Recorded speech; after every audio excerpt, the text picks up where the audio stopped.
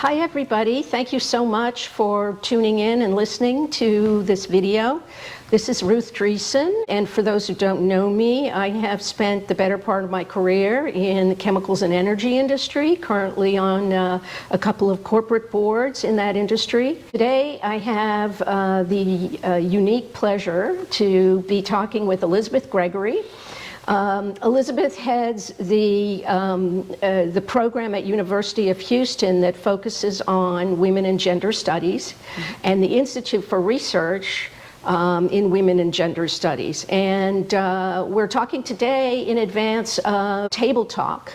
And Table Talk is, I think, one of the most fun events in Houston every year, where we get 50 very interesting and accomplished women from all sorts of different walks of life to come and talk to a table of their peers about what they're doing, what they're interested in. The event will support the activities that Elizabeth is working on. Maybe you could talk a little bit about that. I would be very happy to, Ruth. Thank you very much. So the Women's Gender and Sexuality Studies program at the University of Houston is an academic major, and it also involves 2 minors and a graduate certificate, so we have students at all levels. And they take classes on the dynamics of gender and sexuality in our society, and in addition, we offer classes that are taken by more than 1,500 students a year on these topics from other majors as well, because it turns out everybody has gender and sexuality and they all want to talk about it.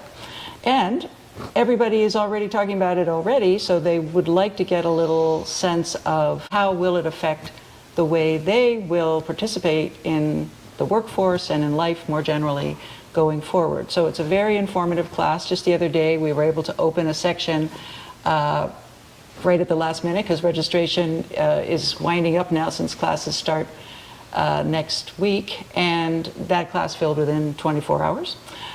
So just as an example. So if we could offer more courses, more people would take them, because again, it's not the kind of class where you would just sort of sit at the back and absorb data that has no relation to your life. Everybody's engaged, everybody has an opinion on these issues, or a stake in them at any rate.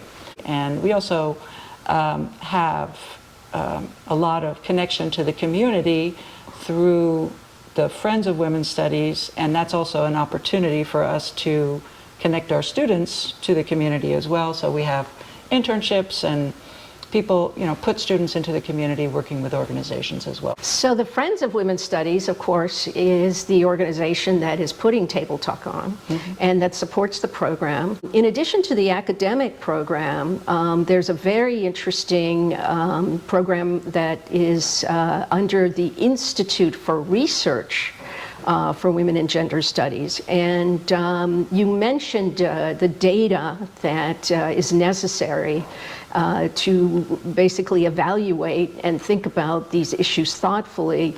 And that's the thing that I thought was very interesting about the Institute, that they put out a yearly statistical report focused on Houston, Harris County, and the surrounding areas. Maybe you could talk a little bit about that.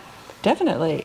The dynamics of gender and sexuality, again, affect the lives not just of students, but of everybody in the community, and not always in personal ways, but also in structural ways, right? So when we think about dynamics of the way women participate in the workforce, that's a gender issue, but it's related to policy issues around things like childcare and paid leave and wages and various dynamics around families, but they have a gender impact.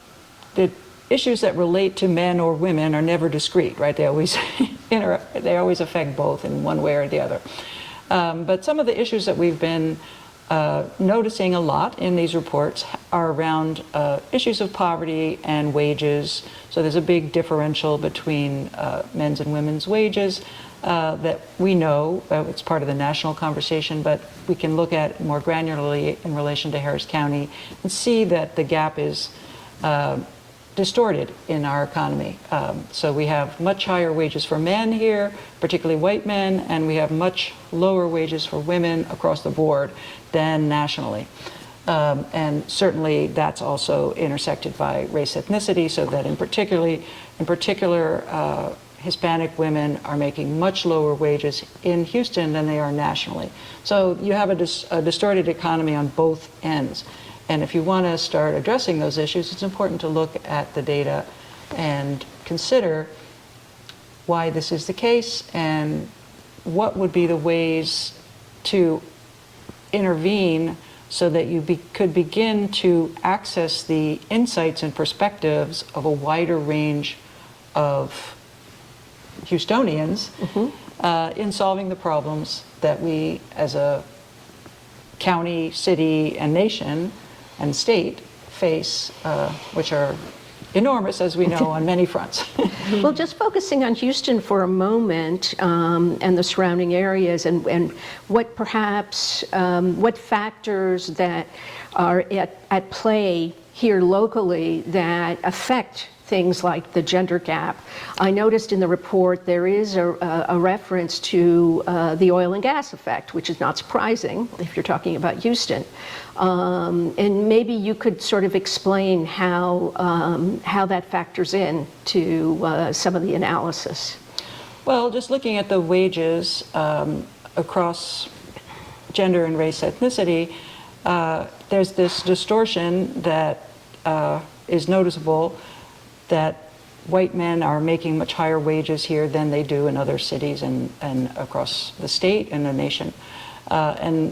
In part, that has to be linked to the fact that the signature industry, oil and gas, is the industry with the lowest participation of women among industries. 22% was the